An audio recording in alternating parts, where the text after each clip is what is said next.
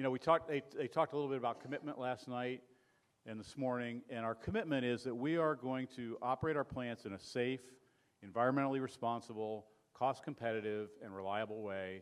That's the commitment that we're going to make to the people that work at Cardinal. That's the commitment we're going to make to you all, and we're going to do that to the best of our ability.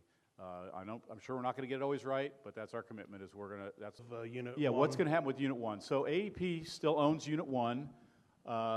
They will probably own that for the next couple years, no matter what, because right now they're making money on Unit 1. They're putting less money into it than is coming out of it, and so they're not urgently needing to do something.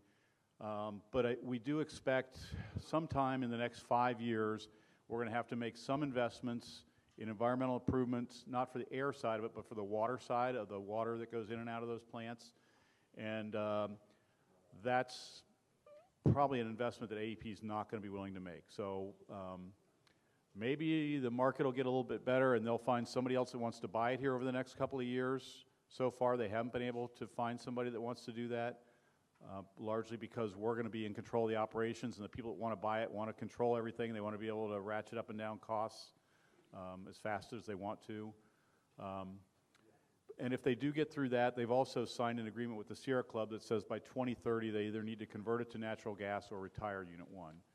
So we know Unit 1 has got a pretty limited life. I don't know if it's 2023 or 2030, but I think somewhere in that time frame we're going to be faced with another set of decisions about how do we want to run this plant with 2 units. Now, 2 600-megawatt units is still a pretty substantial power plant.